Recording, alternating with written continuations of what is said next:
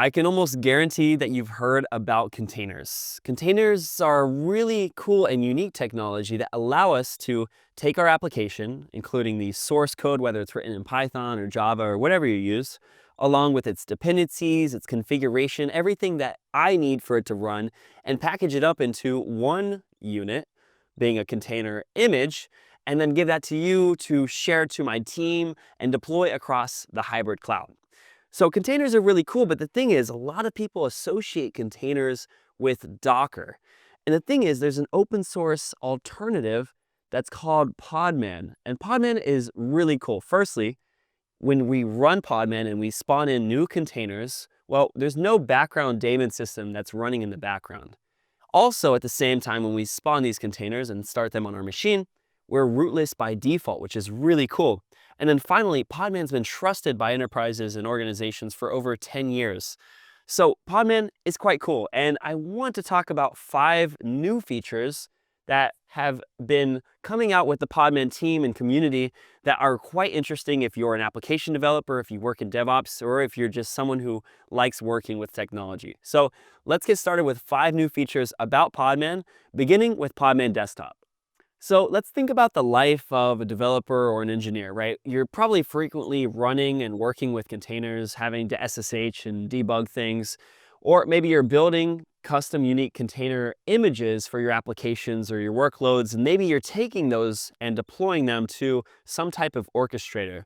For example, Kubernetes is one of the most popular.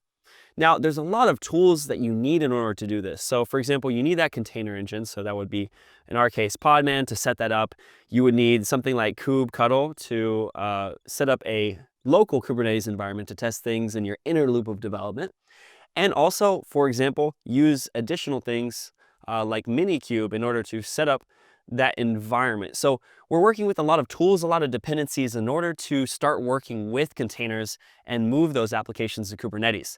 Now, what's really incredible is that the team working on Podman has released Podman Desktop, which is an open source and cross-platform application and interface in order to manage all of these components in one place. So for example, I can open Podman Desktop to view the logs and SSH into my application, start debugging there. Or I could also get the manifest in a file to understand, hey, what's happening with this application, and build those images and also deploy them to a registry or spin up a local Kubernetes environment with Kind or Minikube and deploy those applications there too. And so this is really cool because we have a customizable interface that makes things really easy. Plus, if you're forgetful like me, you don't need to memorize the command line in order to set up things like port mappings and persistent volumes, that type of thing. Now, Kubernetes is just one way to manage containers on a system. And perhaps one of the most powerful Podman features is being able to run containers as system services using systemd. Now, this is really cool because if you do the command podman generate and then systemd for whatever pod or container that we're currently running, you're automatically generated a declarative file that allows you to have restart policies, health monitoring, and more, which is perfect for a production or home lab setup where you have a container that needs to run for a long time. You get the same ephemeral benefits as containers, but it's now tightly integrated into the system itself. So let's talk about what these look like. Well, we're going to have our unit files, which is going to describe a little bit about what's happening. Or say, for example, when the machine boots, we can have a dependency, for example, or after something happens, then we can have that action in the systemd file as well. Maybe wait for access to a network or something like that, or set a timer. And then the container file of the section allows us to describe which image that we want to run. And so we could have our container image here, any restart policies that we want to have. And then now this entire systemd unit file will be managed by the host and by system controls so we can start and stop this file, which is managing the containers for us on boot. So that's another really cool feature of Podman itself. Let's say though that you are deploying to Kubernetes, as it's one of the de facto ways in order to deploy your containers across the hybrid cloud.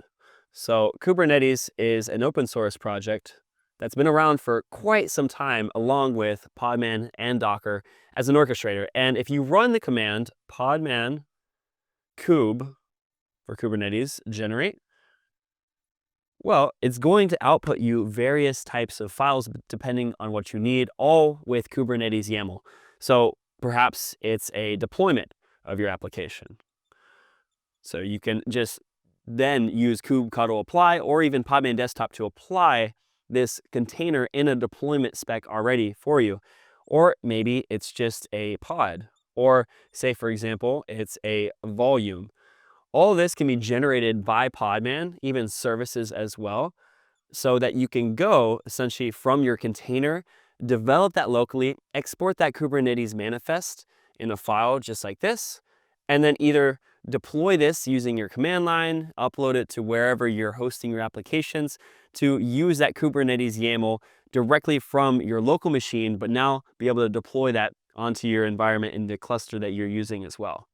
But let's talk about that inner loop of development, right? Where as a developer, we're building out new features, right? Implementing code, and then hopefully we're doing proper testing on that before we go to deploy that perhaps on a Kubernetes cluster, as I just mentioned. Now, a lot of developers are being told, hey, you should implement this AI feature, whether it's RAG or agentic AI. But the thing is, how do you start implementing that AI capability? Well, whether it's a Python or Java application, you can use the Podman AI Lab. So this is an extension with Podman Desktop that allows you to run models as an AI API. So you have essentially an inference server. So you have Llama C++ that's running an Apache 2.0 license model. And this AI API allows us, as I finish this up, to make requests from our application using just typical REST request or maybe LangChain integration in our application, and then get those responses back so that we can build out those AI features without having to have any third-party dependencies or make a request to a third-party model, because even the AI model is running in a container alongside all of our existing applications. So that, my friends, is the Podman AI Lab.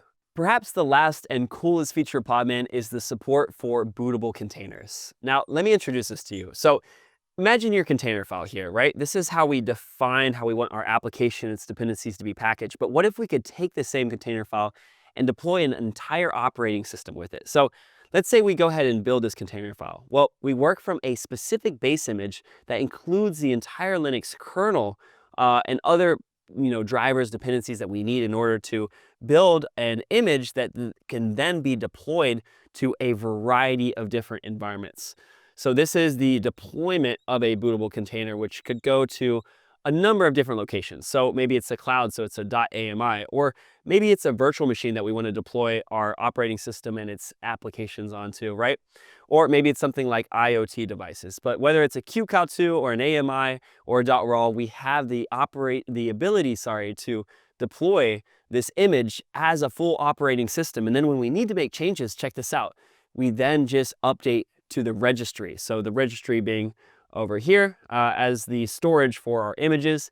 And so we just download the specific layers of the container that we need to update the entire OS. So it's a really cool concept known as bootable containers. I highly recommend that you check it out if you have a second. Another open source project that is really cool too. So Podman does a lot more than just containers, and I think it's the easiest tool to get them running on your system. Plus, with deployment options for Kubernetes and creation of disk images like this, you can have more predictability and peace of mind going from local development to production environments.